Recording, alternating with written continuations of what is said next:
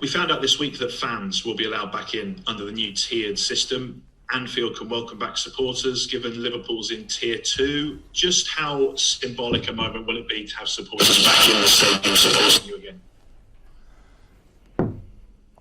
Yeah, that's good. Okay. I'm not sure I didn't understand of the full question. About supporters back in the stadium. Yeah, supporters back in, just how symbolic a moment it will be to welcome them back into Anfield.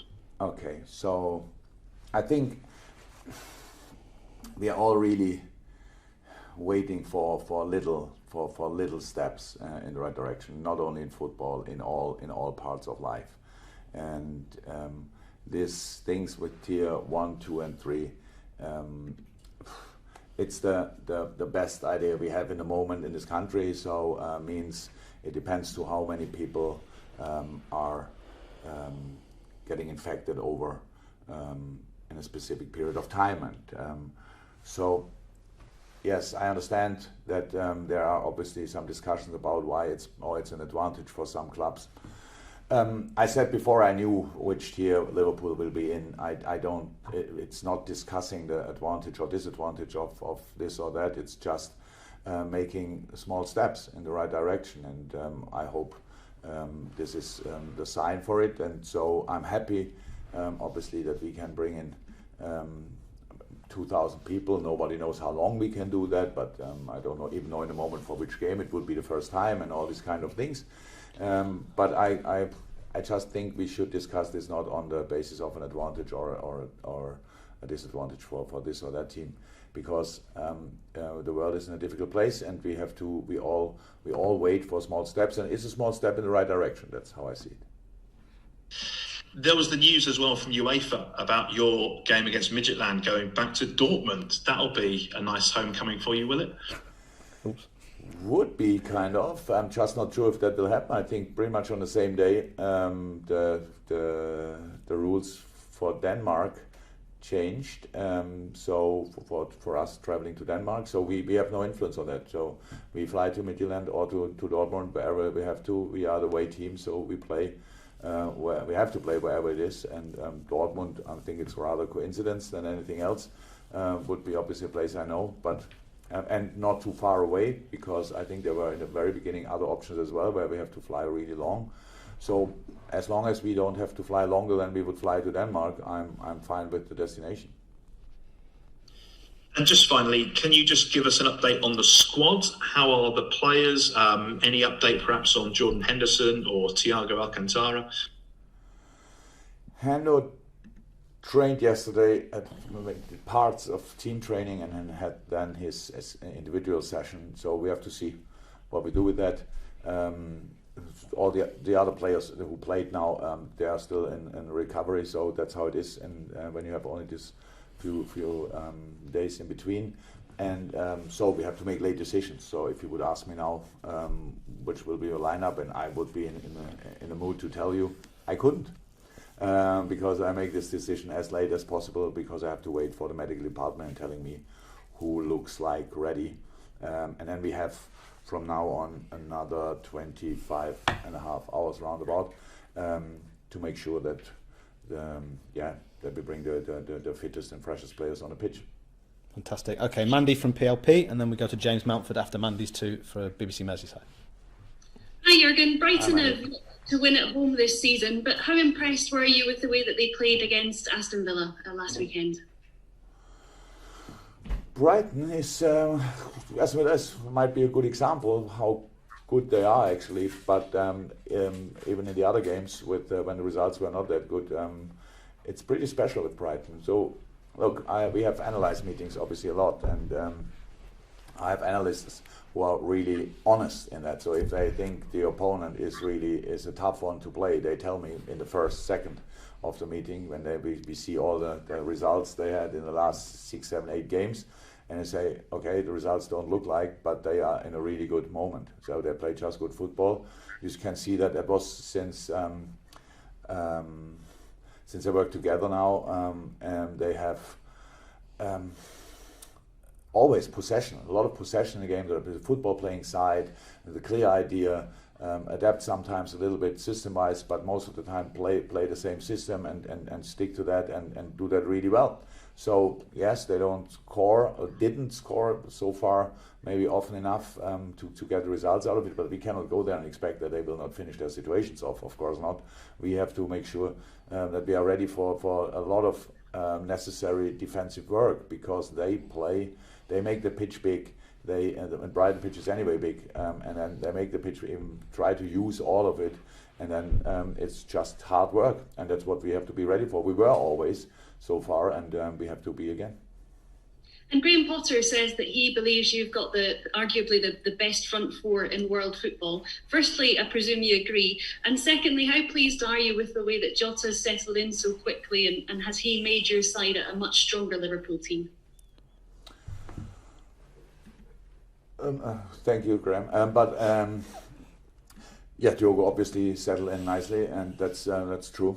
Very important for us. Very, very important for us, because we cannot play our usual front three all the time, all the full season. It's difficult to. It was difficult to improve us there, but Diogo looks like he can do that, and that is massively helpful. And so I'm really happy about that. Fantastic, thank you, Mandy. We go James Mountford, Carl Markham, Alex Crook, and then that's it for the Open, because I have no more hands over before we go to the embargo as it stands. James from Merseyside. Hi Jürgen, good morning. Morning. Just wonder what you make of the top of the Premier League table at the moment. Just 3 points separate the top five. Is that because there's a lot of quality in the division? Is it a symptom of the strange sort of start to the season? Oh, now you hit me a little bit on the wrong foot. I'm not sure about who is there. I didn't really look at it. Tottenham obviously leading, then it's yourselves, Chelsea, Leicester and Southampton. Okay. Yeah, first and foremost, that speaks for a lot of quality in the Premier League, a lot of quality in the squad of these teams, and good managers, and just good work on training ground. Because they all played so far a really, really good season, and other teams as well. So I'm not surprised that Tottenham is where they are. I'm not surprised that Chelsea is where they are. Southampton look really, really, really good, and Leicester, we played only a few days ago. We know how good they are. So it's the sign that it's that close together this year is for sure, because it's a very, very difficult but interesting season for everybody, and so there are a lot of chances out there for different teams, and it's nothing to do with what you've achieved last year or the year before. It's just you have to be in here and now, and be ready for that, because it's really tough for all of us. But as I said, I'm not surprised. And football obviously has lost a huge figure this week in Diego Maradona. I just wonder what your thoughts were on him as a player, please. The best through my lifetime, which I watched most often. It's maybe not right anymore, because I saw Cristiano and Lionel as well now a lot of time. But during my own playing career, he was the standout player, and his life, I think, shows how nice life can be when you are a world-class footballer, and how difficult it can be as well. So he was a very, very impressive figure, and I had told already I met him once, which is for a player. I was not a player anymore, but for a player of my level, which I was like meeting the Pope, to be honest, and that's was really, really special. So I football will miss him. I will miss him, and you can see with all the reactions all over the world, if we would have shown our love for him without want to have a selfie, just if we would have shown him the respect he deserves while he was still alive, I think, we could have helped him. Carl Markham, and then Alex Crook to finish, and then we'll go to the embargoed section. Hi Jürgen. Hi Carl. Hi. We all know how much of a fan you are of 12:30 kickoffs. You've got this one on Saturday, and then you've got the December fixtures of give you a Wednesday night game and a Saturday 12:30 at Tottenham and Crystal Palace. I'm just wondering what you thought of that. Obviously, you've campaigned against it, but you don't appear to be being listened to. That's true. So I think my thoughts about them are clear, but now I'm sitting here 25 hours before a game, and it's not the time for me to think now about it, because now I have to prepare a team. When I speak about it, I speak about the issues it causes all the players, not only ours, but in the moment it's only us, and it looks like until the end of the year, it's only us from all the Wednesday games. So obviously, whatever I say doesn't help. So I will stop talking about it. That's how it is. Will change nothing. If you speak and change nothing, why should you speak then? It's just a waste of time. Okay, so you're basically giving up on the argument, are you? That do you feel there's nothing you can do, or there's nothing collectively you might be able to do as managers or clubs or anything? The last thing I wanted to do is create a headline, and now you said I gave up. But it would be then probably the headline. So, but look, I speak about these things in a general way, because it's a general problem, and so how I said, in this moment we play in 25 hours. It's not my problem. My problem is to prepare a team. So that we got the only other spot from now until December is a fact. So when you play Wednesday and then the next one is on 12:30, you have to ask other people why they do that. I don't have the answer, obviously, because we are not involved in these decisions. Okay. Yes, go on then for me. Alisson could play his 100th game for the club on Saturday. I'm just wondering how important, with all the changes you've had to make in defence, changing your back four quite a lot, how important having someone like him behind them it has been. After 100 games for Liverpool, I don't have to speak about the importance of Ali. I thought it could have been already more. But I would say 99 good ones so far. So can't remember a game where he was not spot on. So that's good. And of course, it's important when you have a world-class goalkeeper, you want to have him in your goal. The more often you can do that, the better it is for us. And so I'm very happy. Yeah. Fantastic. Okay, Alex Crook, and then if the guys for the embargoed section can put their hands up, we'll go to that next. Alex. Good morning, Jürgen. Hi, Alex. Obviously, this game will be a reunion with Adam Lallana. I just wondered how much respect and admiration do you have for what he did as a Liverpool player?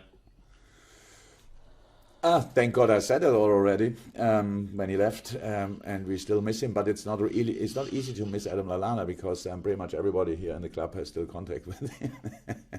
Not this week so much, but because he is just a friend for life for all of us, and so we are obviously not 100% sure. We don't know it if he can play, because he didn't tell anybody. He was obviously last week he left the pitch, or had to leave the pitch with a groin issue, if I'm right.